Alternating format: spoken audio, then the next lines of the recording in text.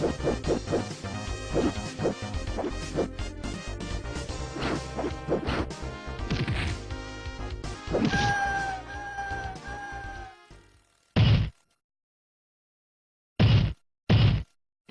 win!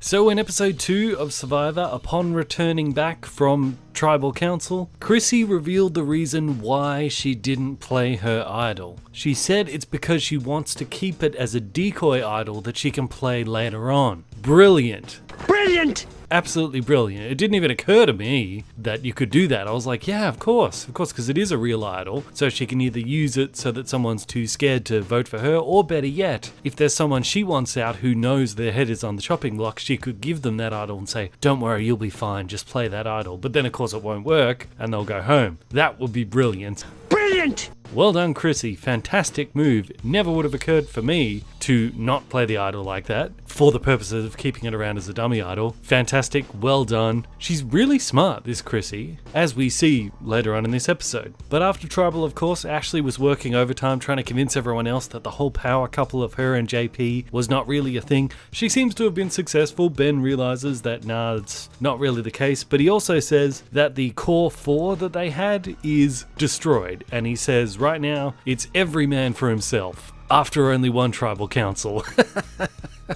You know, Jeff said that this season was one of the most hectic and unpredictable seasons they've ever had, and I can see what he means. It's only been one tribal, and we've already got alliances just shattering apart. JP is also trying to sort of keep his distance from Ashley, because he and Ashley both know that if they talk to each other, Crazy Alan is going to go crazy again and be like, see, I told you they're a power couple. So he effectively got what he wanted, that it's the two of them cannot work together anymore. But I think my favourite part of this season, especially with this hero tribe here, was that Chrissy gives her data analysis breakdown of everybody in the tribe. See, she's a data analyst, she's very analytical, and her breakdown of the tribe was as follows. JP, he's great in challenges, but he's not very smart. Ashley is a very good player, but that makes her untrustworthy later down the track. I thought that as well. That's why in the last episode I suggested that JP should have actually turned on Ashley, not only to rid himself of the power couple label, but also to eliminate someone who could be a threat later down the road.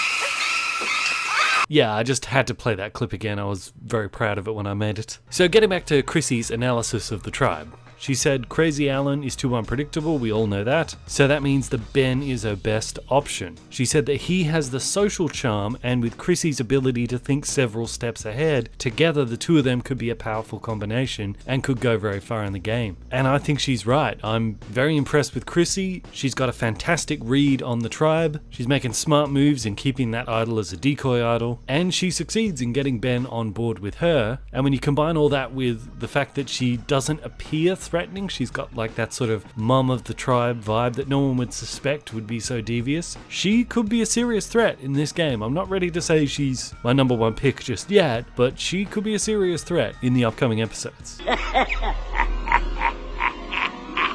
Over in the healer tribe, Cole and Jessica were hitting it off as you would expect they would. The two young, good-looking people sort of grouped together. Jessica said that normally she's a bit of a slug in love, in that she's so slow, but she's just falling in love with the golden boy Cole so quick. And while I love the whole hashtag slug in love thing, the story of this episode for the healer tribe was Joe finding the idol. He's initially upset that he can't look for the idol because he's like trying to frame Mike as having the idol. So if he goes out and looks for it, everyone's going to go, why is he looking for the idol if he's so sure that Mike has it? But he gets a 10-minute window where everyone's going to head off to fish or do whatever they do for 10 minutes. And he says, I can get a lot done in 10 minutes. And he certainly does. He runs off into the jungle like a madman, and he manages to find a clue on a tree, but he misreads it. He thinks it's like a raft in the middle of the ocean, and since Cole and Jessica have been out on the raft all day, he confronts Cole about it and asks him if he has the idol. Cole is able to figure out from the clue though that that's not the raft, that's actually the lid of the well, and it's buried 5 feet from the well. Probably not a good move from Cole. Like if Cole could see that, if he knew that, he probably should have let Joe keep thinking it was in the raft and, oh yeah, let's go have a look around the raft, see what happens. And then he could sneak off and dig it up from the well later on. But he says it's sort of his nature because of his job. I think he's an adventure guide or something like that he has to help people. And the two of them go and dig it up and find it together. But since Joe does actually put his hand on the idol first, the rules of Survivor is finders keepers, it is technically his idol. But that means that Cole now knows that Joe has an idol. And as we all know, the number one, the first commandment in the Survivor Bible is do not tell anyone about your idol.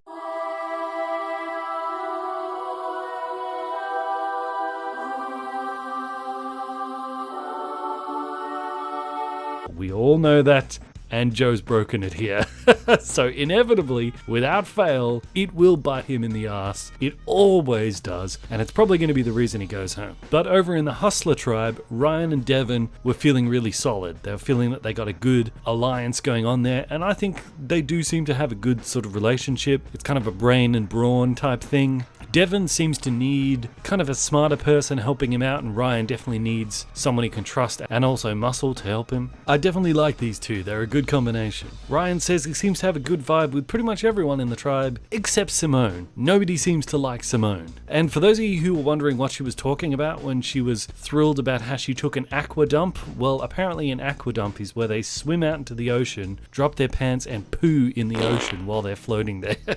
That way they can take a dump and also wash themselves at the same time. I'm assuming they swim away from it as they're doing it. I don't want to get too deep into the mechanics of how that must work, but she was very proud of herself that she did this. She said, "Oh, can't believe I did that. That was terrifying, but I feel like a superhero." Yeah, I'm sure they'll make a comic about that. Ali, however, thinks that she can recruit Simone because, as Luke in Australian Survival would say, she seems moldable to my game. And she probably is, but she's not the only one in the tribe that people are having difficulty relating to. The wild banshee of Patrick is annoying the hell, particularly out of Lauren. This gruff Fisher lady is so irritated by Patrick, and I could see why. Patrick seems like one of those people that's great in small doses, but if you'd have to live around them 24 hours a day, you'd be like, dude, just shut up for 5 minutes, will you? Even though his strategy is, I'm gonna keep everyone entertained, so that way nobody wants me out. Well, it totally backfires because Lauren wants him out because he's so annoying. And since Ali does kind of have a connection with Patrick, they've got a bit of a bond, and she says that she knows that Patrick really trusts her. She's a little bit worried though that if he starts to become toxic by getting on everyone's nerves, he might sort of drag her down with him if she has that connection, so she's sort of weighing the pros and cons of keeping him around. And after the Hustler tribe loses the immunity challenge, which I gotta say, I'm actually very impressed with Ryan in that immunity challenge. I mean, he's the smallest, skinniest guy, but he has not held anyone back in these challenges. I mean, he's held his own just as much as anyone else. Like, that's impressive. Like, he's a small guy, but he hauls his own weight, no doubt. And this is important because after the tribal, everyone's talking about, okay, who's the weakest link? No one mentions Ryan, even though he's a tiny little guy. Everyone mentions Simone. Realizing she's in trouble, Simone tries to sort of put the heat over onto the next most unpopular person in the tribe, which is Patrick, and get all the girls to vote him out, where all of the guys want to get together and vote Simone out. But in the end, it's a unanimous vote from the tribe. Everybody takes out Simone. And I think the main reason Simone went home is not just that she wasn't particularly good at challenges, because quite often there are people who aren't good at challenges, but people keep them around for other reasons, like social reasons or strategic reasons. Unfortunately, Simone was not particularly useful in any of these aspects either. So if we were to glean something from her destruction in this game, it would be, if you can't be useful, at least be likable. She was neither useful nor likable, so nobody had a problem voting her out. Since it was between Simone and Patrick, Patrick might not be liked by everyone, but he is much more useful in the challenges than Simone is. Simone is neither useful nor likable, so it was an easy choice for her to be out. If you're not useful, you gotta be likable. I think the next one to worry with this rule would be Lauren. She's not particularly likable either. She's very distant. She's a very standoffish type personality. But I assume that if she's not likable, she is at least useful. I mean, she's a fisherman, or fisherwoman, although I haven't actually seen her her catch any fish around Tribe. I mean, I assume she is. I assume she's being useful in that capacity. She's certainly strategically useful. She's actually aware of the game and is playing the game. But she just needs to make sure that she is always useful to someone, because she can't rely on her social prowess because she's not very likable. So thanks for watching, guys. As always, feel free to share this around with your friends who might be into Survivor. Help spread word about the channel. It really does help. We're just approaching 300 subscribers, which is awesome. And until next time, I will see you guys in the comments.